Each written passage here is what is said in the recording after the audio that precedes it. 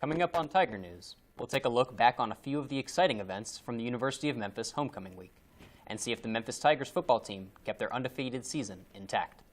And also, find out about the new colorful housing complex near the U of M and some of the problems its residents have. Tiger News starts now.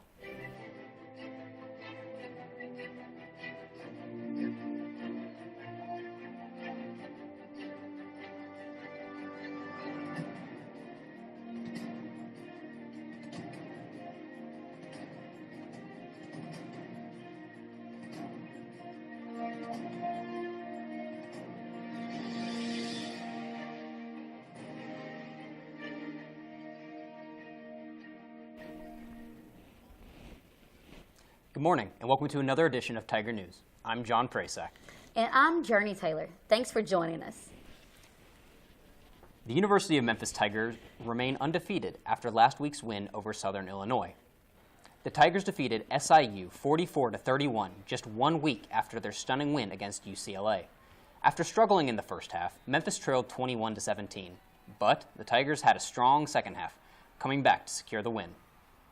With bigger events like the parade coming on, some smaller groups of students joined together for their own celebrations. Garrett Barnes, the University Traditions event coordinator, planned homecoming this year and specially planned a flag football game on the UC lawn. Barnes said the competition went over well last year, so he decided to bring it back. He also said he thinks it helps tie the registered student organizations to the homecoming football game and helps promote the game at the same time. About 60 students showed up to participate in the game. Finding a place to eat at the University of Memphis is not a hard thing to do, but getting the food in a timely manner can be difficult. With the overload of schoolwork, students are always looking to grab something to eat, whether it is before, between, or after classes. Although the campus has several dining options like Steak and Shake, Subway, Taco Bell, Beanie's Pizza and Pasta, Panda Express, and Chick-fil-A, there are still some students who feel that even with the tap-and-go ordering app, the wait for their food is still the same. Lines, they're too long. We need more options. We need more places to go to. I think everyone's just crowding the place. It's becoming overcrowded, and even with the new tap-and-go app, it's still overcrowded. The school is not only currently looking to add any more food options, but they do encourage the students to continue to use the tap-and-go app. While there may not be many food options on campus, there are quite a few housing options for the University of Memphis students. The 9 has become the newest, trendy addition. The multicolored apartment building made its debut in early August and has become home for many. The complex boasts many features, including a pool and a jacuzzi area, and a study and game room, among many others. Many students enjoy the residence appearance and convenience. It's really nice to me. They have a nice pool area. The rooms are pretty big for a campus apartment or a college-based apartment. And also, I just like how you get your own rooms, you get your own bathroom. Parking is tremendously horrible, and honestly, that turned me off. The parking is not good at all. I've gotten tagged and I've gotten 2 parking tickets, and they said they keep doing things about it. Although many love their new place, they're having issues with its tiny parking lot. The University of Memphis is filled with talented students. When we come back, we'll meet one singer who's working to make her dreams a reality. Well, Thomas, you've got pre-diabetes. But with more exercise and a change in diet, it can be reversed. I've tried exercising. It just makes me hungry for bacon. I love bacon, too. And who really likes to exercise? Not me. Me neither. Nobody. So we're good? What? Oh, you still have pre-diabetes. Big time. Hey, look, it's those guys. Are you good to drive? I'm fine. How many did you have? I should be fine. You should be. Go and step out of the vehicle for me. See ya, buddy. Good luck. So turns out, buzz driving and drunk driving, they're the same thing, and it costs around $10,000. So not worth it.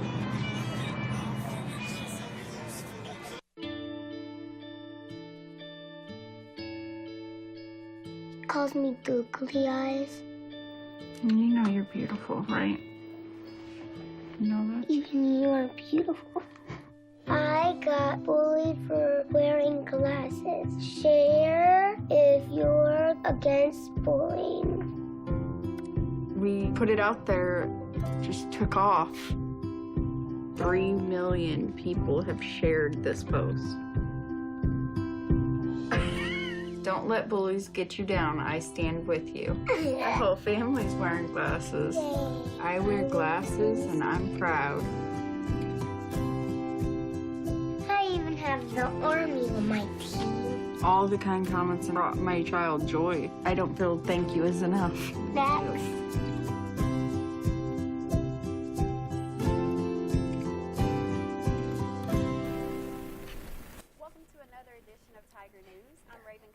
Thanks for joining us. Today, I'm with the beautiful and talented Shekinah, who is a student at the University of Memphis. Besides that, she is also a local Memphis artist.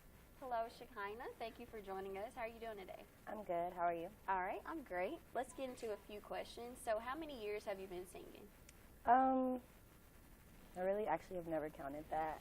I remember I started singing when I was a little girl, probably around 8 years old, in church. You know, I always sang, but singing publicly, like probably about 8. So when did you decide that you wanted to pursue a career as a singer?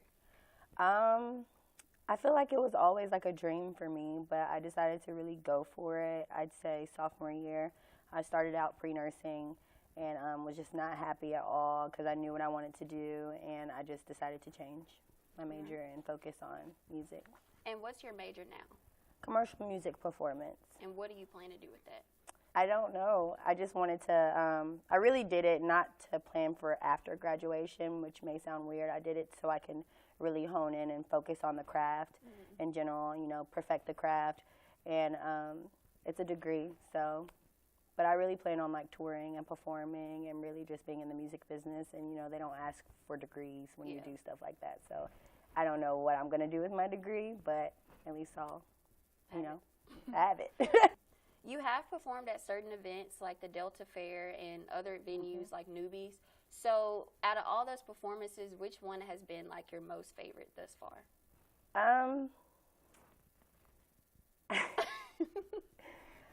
I'd have to say my second show at Newbies was my favorite, not because it was like the best, but just because I feel like that's when I kind of just blossomed into my own and started accepting the fact that I am my own. I stopped comparing myself to people. I just kind of grew. I feel like it was a notch in my belt as an artist. And then with writing songs, how does that process for you? Is it fast? Is it slow? Does it depend? Sometimes it's fast, sometimes it's slow. Like, you know, I'm not the best writer yet. I feel like we all have areas to improve on, and that's definitely one of mine. But I would say that when I do write it, either it just comes straight out because it's what I'm feeling, or sometimes I really have an issue with like overthinking it. But I actually just wrote a song Tuesday with some producers that I've been working with to try to work on an EP, and it just came out. Like that song was written in 10 minutes. That's great. Yeah. So what are the goals that you have that you want to accomplish during your music career ultimately?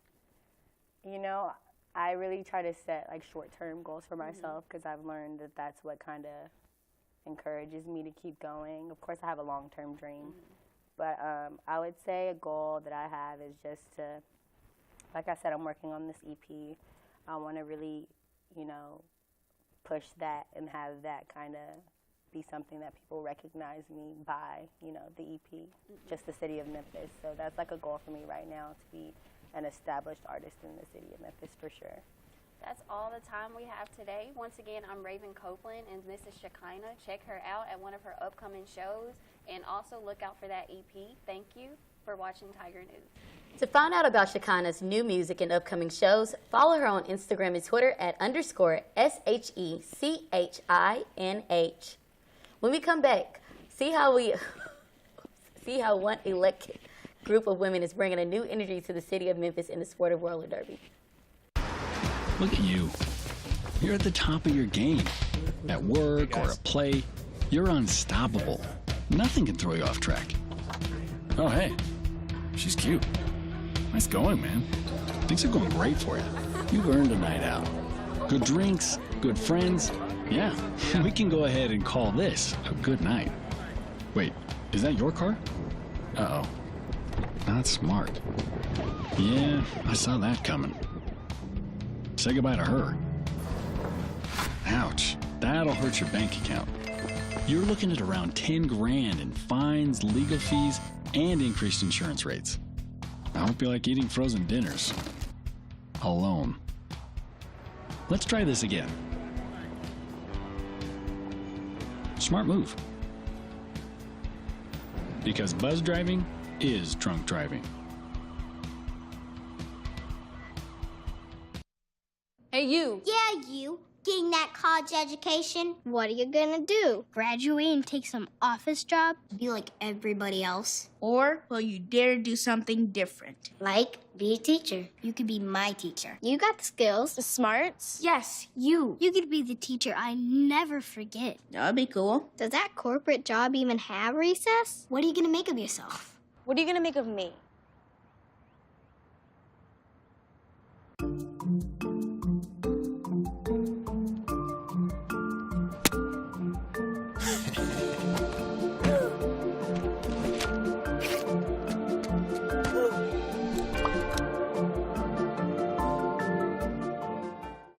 The city of Memphis is known for its professional basketball team and college sports team, but one underground sport is working its way to the spotlight. In recent years, roller derby has grown back into its popularity from the 1950s and 60s, this time bringing along a completely different game. On a daily basis, the Pipkin building here at the Memphis Fairgrounds remains pretty much unused. But every Friday night, a diverse group of people packs the building out to enjoy one thing, roller derby. When it was first introduced in the 1950s, roller derby was a full production of lights, costumes, and staging. Now, it's all about the strength and skill of the players rather than how they look. It's one of the most body positive sports I've ever been a part of, so I can come and be myself and be any shape, size, out of shape, all of that, and still fit in here and feel accepted and welcome.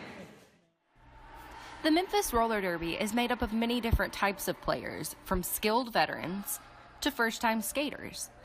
There are no formal coaches. Instead, the team is taught by veterans of the Memphis Roller Derby who simply have a passion for the sport. In 2014, the team began holding open boot camps for the community to try roller derby. Since then, the group has consistently grown each season and now has more than 60 competitors. For longtime veteran Nadia Vanelli, the best part of roller derby is the community she has become a part of.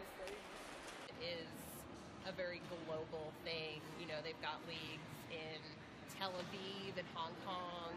So whenever you go someplace to visit with family or anything, I always make sure to bring my gear because I'm 90% sure there's a league there that'll be willing to accept me and let me skate with them. No matter who you are, roller derby is a sport everyone can enjoy. Reporting for Tiger News, I'm Natalie Brewer. You can find the season schedule for the Memphis Roller Derby online at memphisrollerderby.com. The Study Abroad Fair will take place at the Rose Theater next Monday from 10 a.m. to 2 p.m. Former participants will share their experiences and faculty leaders will inform students about the program and scholarships. Coffee and lunch will be served and attendees can enter a drawing for a $1,000 scholarship. The University of Memphis has honored Mr. Bob, who, as University President David Rutt said, made our world better. Every morning at the intersection of Goodman and Southern, students passing by could expect a smile and a wave to start their day. Robert E. Jones was a crossing guard at the University of Memphis who lost his battle with cancer last month. Jones was affectionately known by students as Mr. Bob and had a special connection with the students he saw each morning. The university put up a memorial for Mr. Bob on Southern Avenue, designating the crosswalk in his honor.